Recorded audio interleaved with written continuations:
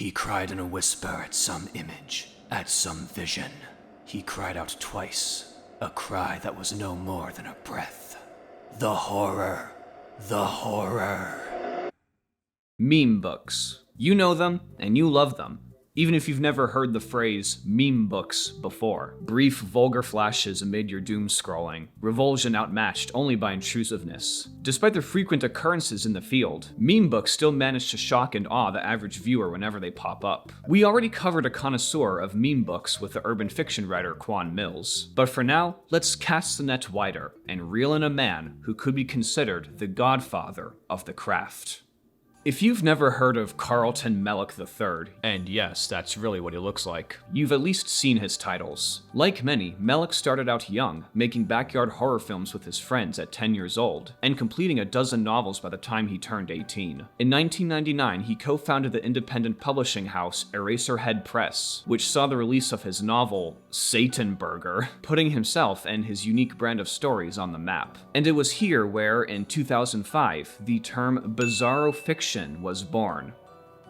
Or rather, exploded from someone's chest, to be more accurate. While absurdism is nothing new, Bizarro fiction specifically became a catch-all label for underground sci-fi, fantasy, and horror works that revel in the outlandish, violent, comical, and just plain weird sides of life. The weirdness is the primary draw, and the writing itself seldom goes deeper than their ludicrous titles, says Eraserhead Press co-founder Rose O'Keefe. If an audience enjoys a book primarily because of its weirdness, then it is Bizarro. Some are keen to point out similarities between Carlton Mellick III and, as mentioned earlier, Quan Mills. And while the comparisons are understandable, Mills stays in his lane of urban settings and often attempts some form of social commentary, and there's almost an art form to his writing mistakes and idiosyncrasies. Mellick, by contrast, is a very deliberate shitposter. His works consciously exude the essence of absurdity and schlock. They're the kind of books you own so you can prank house guests or harass strangers on the street.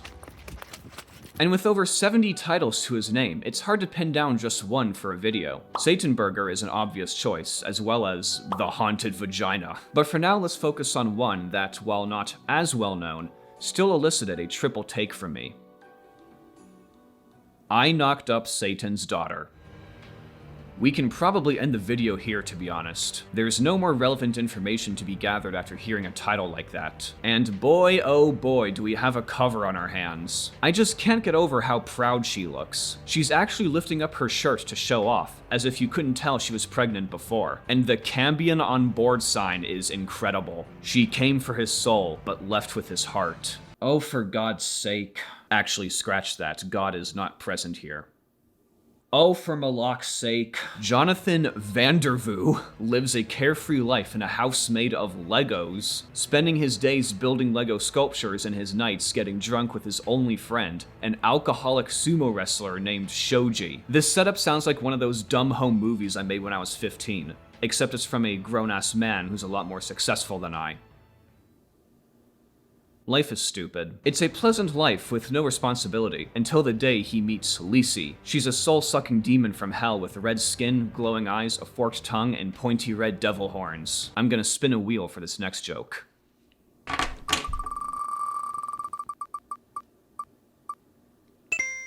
Sounds like your average Asheville girl. The rest of the back cover promises drama, violence, interfamilial conflict, and the threat of eternal damnation if Jonathan doesn't commit and marry Lisi, a romantic comedy for the Bizarro fiction reader. And speaking of which, the author's note at the beginning of the book features a frankly drawn-out and overwritten explanation from Mellick regarding the origins of the book. This book is a romantic comedy. Yeah, that's right, I wrote a fucking romantic comedy. You got a problem with that? You think you're too cool for romantic comedies or something? Gonna be real with you, Carlton, if I were too cool for romantic comedies, I would not be reading a book with this as the front cover. Like, I think the fact that I own this book is proof that whether I'm too cool for rom-coms should be the least of my concerns. P.S. By the way, what the hell is up with the tagline on the back cover of this book anyway? She came for his soul but left with his heart? Are you fucking serious? We know you wrote it, Carlton. You don't have to belabor the point. P.P.S. Okay, I admit I'm really the one who came up with the tagline on the back cover.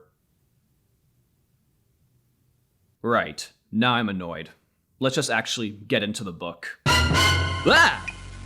You can't just jump scare me like that the moment I turn the page, bro. God, even in grayscale, this image is cursed. Jonathan Vandervoo is a broke, jobless loser who scrapes by thanks to his amazing, full-size Lego house, which he charges for tours. But his meaningless life changes when a succubus named Lisi arrives on his doorstep, claiming to be 9 months pregnant with his child. As he learns about Lisi's more devilish side and clashes with his narrow-minded religious family, Jonathan must lock in and learn to love both a soul-sucking demon from hell and himself. It sounds strange to say, but this book is exactly what you'd expect from hearing a teaser like that. It certainly is a weird, graphic, and absurdly amusing story, but it strikes this odd contrast between having a lot of thought put into it and being underwhelming in some respects. I think the best way to explain this is to go through it bit by bit. Let's start with our main character. True to word, Jonathan Vandervoo does indeed live in a life-sized house made entirely out of Legos. By the way, I know there's this huge debate about how the plural form of Lego is just Lego, but the book constantly adds an S to the end of its plural form, so that's what I'm gonna do. Legos, Legos, Legos, Legos, Legos. All the Danes watching this are seething right now. Little do you realize that your anger is perfect for frying eggs. Jonathan has this borderline supernatural talent for building Lego sculptures. He has an almost unlimited supply and variety of bricks. He can assemble furniture in seconds. He starts out with a Lego girlfriend named Priscilla. If you think stepping on Legos is painful, imagine trying to get intimate with them. Let's just say the movie Teeth could have had its anatomy manifested in a much different way. On that note, the book explains that Jonathan gathers rainwater for his showers, but it never explains how he uses the bathroom. Does he have a medieval garderobe that empties out into his garden of Lego flowers? And what does he use to wipe? You know, we just touched on how painful intercourse with Legos would be, so I can't imagine that using a giant 2x8 as toilet paper can be much better. Jonathan as a character is interesting. Passivity is how I define him. Much like his downbeat, easygoing disposition, his dialogue is matter-of-fact and emotionless, which in another context might not work, but here it provides comic contrast to all the absurdity that falls upon him. In fact, pretty much all the voices in this story, from the dialogue to the narration, is like this. And it all serves the same purpose. Like when Jonathan flatly informs his intolerant Christian father that his bride-to-be is a literal, honest-to-Satan succubus, and his dad responds with, "I don't care what she's like." Or when, after his amnesic stint with the succubus, Jonathan's genitals turn black, and all he has to say about it is, "I just woke up one morning and it was all black." It's fine, a little penile darkening never hurt anyone. Just consult a doctor if it lasts longer than 4 hours. Or this. Like a blowtorch, the fingernail burns through the Lego floor as if it's made of fire. When he sees this, Jonathan gets incredibly worried. He now believes the woman must really be a demon from hell if she's able to do that. Oh, do ya? Other times, its effect is a little more dubious, such as when Jonathan's mother shrieks, "Then get out of this house right now." Like, if you appreciate the joke, it works, but it still takes a very specific kind of reader to do so. It almost forces you to read these silly happenings in a bored, monotone voice, impressing the humor that way. That said, I could have done with more outright comedy from both the dialogue and the prose, just to shake things up a bit. But for now, let's move on to Lisi, who is definitely the highlight of the character department. She is indeed a succubus with hell powers who eats baby frogs like chocolates, but she's also kind of a klutz and a loser herself, never achieving the sort of seductive poise a succubus ought to have, and always messing up her evil spells. For example, her initial goal was to seduce Jonathan, have sex with him, and then steal his soul in the midst of his climax. But she messed up the soul-stealing spell, so he just wound up knocking her up. Huh? Look, lady, you can't just rely on magic. They really don't have any other options for you down there in hell, like perhaps the 666-hour pill, or maybe the IUD, the infernal uterine device. It's also why Jonathan's dick turns black. Apparently this is a sign that you were visited by a succubus, but it's only visible after exposure to holy water. Lisi, however, messed up that ritual too, so now his dick is always black. See? Perfectly valid explanation. And while we're on the subject, let's talk about the one thing everyone watching this video wants to hear about. The hot demon sex scene. Yes, there is at least one in here, and yeah, it's just straight up porn. Like, I can't read any excerpts out loud. But unlike Quan Mills, or even something like Sonic High School, there's nothing really shocking or absurd in how it's written. It's played about as straight as a sex scene between a man and a succubus could be. A little disappointing, to be honest. Like, the graphic language and descriptions are there, but it could have afforded to be more ridiculous. I don't know, maybe I've been spoiled by Quan Mills. I will say, though, she does things with her tongue that, kinda got the gears turning. Anyway, Jonathan promises Lisi that if she's pregnant, she can move in with him. So she casts a memory spell on him, and then leaves for 9 months, only coming back when she's like 3 days away from the due date. Like, why not just move in with him once you find out no memory spell necessary? Oh yeah, because otherwise you wouldn't have this dumbass setup. Your tolerance for this convolution and stupidity is completely dependent on your willingness to embrace the story's inherent weirdness. And like I said before, if the writing was more explicitly humorous and absurd, I think it'd be easier to swallow. But back on topic. Lisi is probably the best character in the book. She alternates between innocent obliviousness of all things earthly and human, and fits of indignation bolstered by her hell powers. For example, there's a subplot where Lisi's trying to get Jonathan a job at Legoland so he can actually support her, and she brings his sculptures to life, and everyone just thinks Jonathan's that good a builder, which is pretty funny. But at one point, Lisi's bad mood affects the Lego dinosaurs he's building, so they go on a killing spree and just fucking massacre the entire park. The Lego Tyrannosaur rips the little boy from his mother's arms and bites him in half. Not with Lego teeth, but with real jagged T-Rex teeth that have grown out of the Legos. The mother shrieks in shock as the lower half of her son lands by her feet, but then she's silenced as the Tyrannosaur stomps down on her, crushing her skull into the asphalt. Jesus Christ! What next? The T-Rex tells them there's no Santa Claus?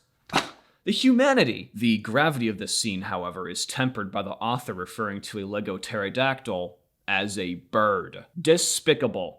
Carlton Mellick III is probably the kind of guy who uses the phrase poisonous snakes. Not gonna lie, there's actually some pretty brutal horror in this book. At one point, Lisi's demon family shows up and threatens Jonathan into marrying her, and they turn the diner he's at into an absolute grindhouse bloodbath. Gore and human body parts are sprayed across the room. Unholy symbols and spells are painted on the walls with blood. A dozen skinless heads dangle from the ceiling by their spinal cords, organized in a circle. Limbless, naked torsos are impaled on stakes in the center of the room. To be fair, that's just a typical night shift at Waffle House. Speaking of which, there's a lot of thought put into the theology of this world. Specifically, its unique interpretation of hell. Firstly, Lisi isn't even Satan's daughter, despite the title of the book. She's the daughter of Lord Mazur, ruler of the southwestern underworld. False advertising! I expected more from an author who looks like this. Secondly, Lisi is 38 in demon years, but looks like a 19-year-old woman. Well, isn't that convenient? At one point, Lisi takes Jonathan to hell by killing him. Yeah, because her take humans to hell ritual didn't work either. This fucking book, I swear to God. According to Lisi, hell is basically a third world country compared to heaven, but both heaven and hell utilize their souls as slaves, making angels and demons akin to slave traders, trying to influence humans on Earth to join their respective domains. She explains, a lot of countries in this world have abolished slavery and have no interest in Earth. Valhalla used to take human souls to use in their gladiator games, but that was before their economy crashed. The gladiator arenas all went out of business. Oh.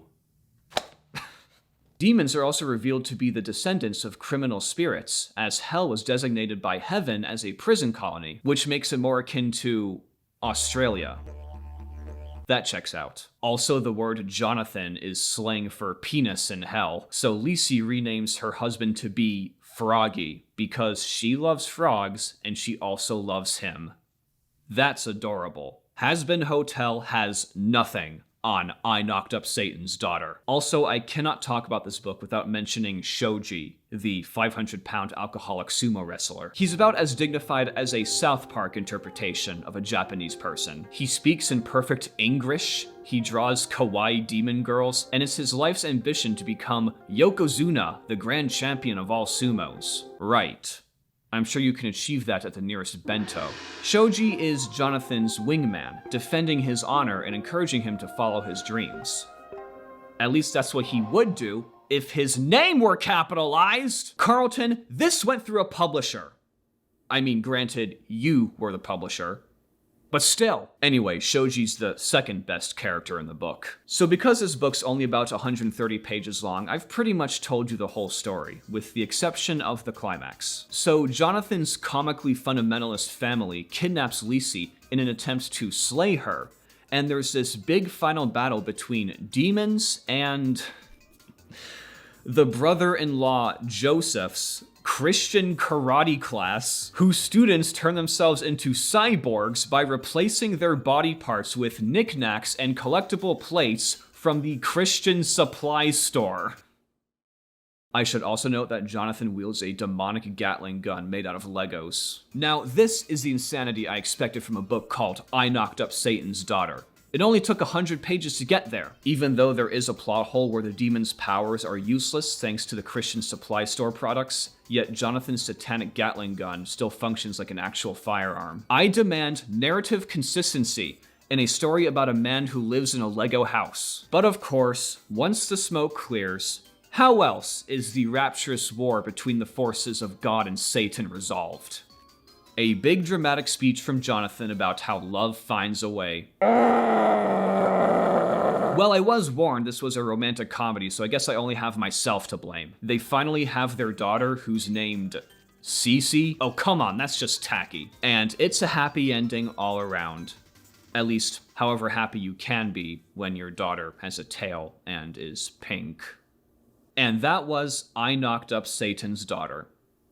A lot to say for a book with that title. As I said before, there were legitimately nutty and funny parts of this book, and it surprisingly contained a lot more heart than I expected. That said, the one thing holding it back was the writing style. Sometimes it benefited the comedy, but otherwise it just made me think back to crazier books I've read, such as the works of Quan Mills. While Mellick may technically be a better writer, Mills is a more entertaining storyteller, and this book could have used a lot more risk and variety with its presentation. Then I think it could have really stood out as this scandalizing tome of weirdness. But overall, I do not regret reading this book, and it was enjoyable in ways I did not expect. If you too were surprised that a story called I Knocked Up Satan's Daughter had a decent amount of thought put into it, then I might recommend it. If you want me to check out more of this author, let me know in the comments. And hey, don't forget to like and subscribe for more content like this. Take care everyone, and I'll see you all next time.